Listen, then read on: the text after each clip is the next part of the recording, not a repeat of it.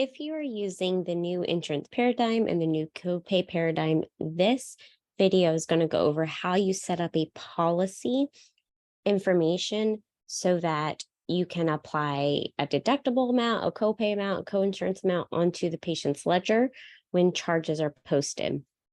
So you're first going to go to the case. Here's my insurance case. Here I'd add my DX codes, chief complaint care notes, but to set up the policy, I'm going to go to insurance/coverage, add new coverage. I would select my third-party payer. The third-party payer has to be set up first in the system in order for you to be able to select it. I would select primary or secondary, depending on what this payer is. The coverage and end date is the policy date. So normally that is a calendar year, but it's the policy coverage dates. Here you would enter the patient's ID number, their member ID number off of their insurance card. You would add group identifier if there is one, the relationship to insured. But here's the part I want to go over is how to set up in the policy what is the patient's responsibility for an adjustment service. So here, if the patient has a deductible and a coinsurance, you would first have to figure out how much of the remaining deductible is left. And this is done by insurance verification. So say this patient has $750 left on their deductible. I would put that amount here. And then over in coinsurance, you would put the patient's coinsurance percentage. So if they have an 80-20 coinsurance, 80% responsibility is the insurance company, 20% is the patient's responsibility. So I would put 20 in this box. This is only patient responsibility fields. If the patient has max visits on their policy, you would put that here. Now here's how this would work in the system. Currently, it will apply if you have fee schedule set up. It will apply the allowed amount for the service in the deductible column. If you do not use fee schedules, it will just apply the full charge amount to the deductible column when charges are added onto the patient's ledger. So say my charge amount is $75, but maybe the allowed amount with Blue Cross is $45. Every time the adjustment charge is posted, it will apply $45, so the allowed amount, to the ledger. And that will apply to the patient's running balance or responsibility that they owe $45 for that service. If you do not put anything in any of these boxes, then you are saying the patient does not have a responsibility towards any service. And if they pay on services, but they don't have any responsibility, then the patient would end up with a credit. So this is what will preemptively put a patient responsibility amount for the service on the ledger. One thing to note right now, this amount will not automatically deduct. So if I apply 5 services on their ledger and it applies $45 to each service towards the deductible, this will not go down. This is an update we do want to make where this is an active tracker.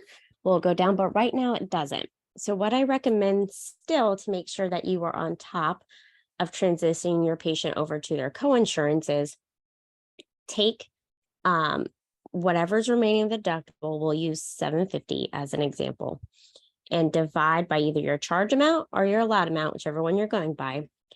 And so if I do $750 divided by the $45 of my allowed amount, that would give me an estimated number of visits of where their deductible would be reached. The reason why I'm saying this is because you would want to set up an alert for whatever visit that is to switch over to their coinsurance. The system will continue to apply an amount in the deductible column if there is a number in this column. So say the patient has fully met their deductible and you need to switch over to their coinsurance. You would need to go into their policy and remove this $750. And then what the system will see is this is blank, so it will start applying the 20% coinsurance. It will apply 20% of either the charge amount or the allowed amount if you have fee schedules attached.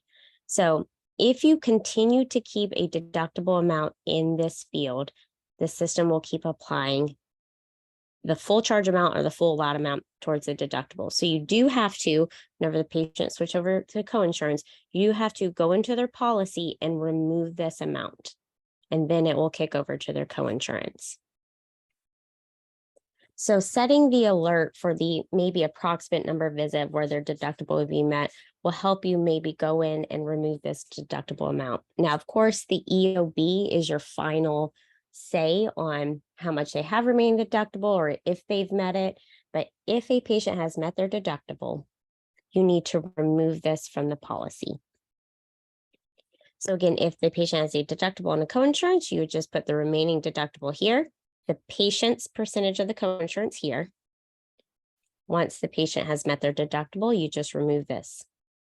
If the patient has a copay, you would just add the number of visits and the amount of the copay. To speak on this max visits number, this number, if they reach the 24 visits, a red verbiage would appear on the doctor's SOAP note screen. And it says max visits have been reached. Now, this message only appears on the doctor's SOAP note screen. So this is another field where I would recommend setting up an alert. I would recommend maybe setting up alert for charge count of 23. And the alert can say 1 visit left on insurance. That way you can be prepared and know that insurance is running out. And you can also talk to the patient that they have 1 more visit. And then I would set up another alert on charge count of 24 and say that max visits have been reached on their insurance. And then that way you know what to do from that point. Do you switch to a cash case? What happens with the patient at that point? But so the front desk doesn't miss this happening, that's why I recommend setting an alert, because this will only trigger a message on the doctor's SOAP note screen. It does not trigger a message on the calendar screen or anywhere for the front desk to see. So that's why I recommend setting an alert. So set an alert for when their deductible is possibly met, and then setting alert for their max visits. So that is how you would set up a policy so that it applies a patient responsibility towards a service. So what this would look like, so I have this patient's policy set up. If I apply, let me go ahead and arrive.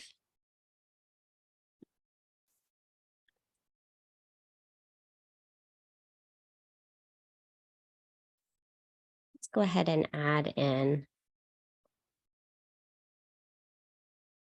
Here you can see it is applying the amount towards the deductible. I'm going to go ahead and say yes, this can be my default services. Now add a SOAP note and submit.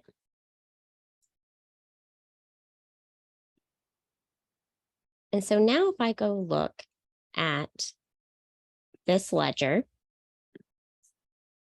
I will see an amount in the deductible column. Any amount in deductible, copay, or coinsurance or other is signifying that that is a patient responsibility amount towards this service. Yes, you're still billing the service to insurance. This is what the patient owes towards the service. And you can see here it adds up in the running balance and it adds up in their total at the top. If I did not set up the policy with any patient responsibility, this is what the ledger would look like when you add services. So it would show that there is no patient responsibility in anything and the patient balance is 0. So say you keep collecting from a patient every visit, but you're not indicating a responsibility, then they will have a credit. So adding the responsibility into the policy is the best way for it to automatically apply.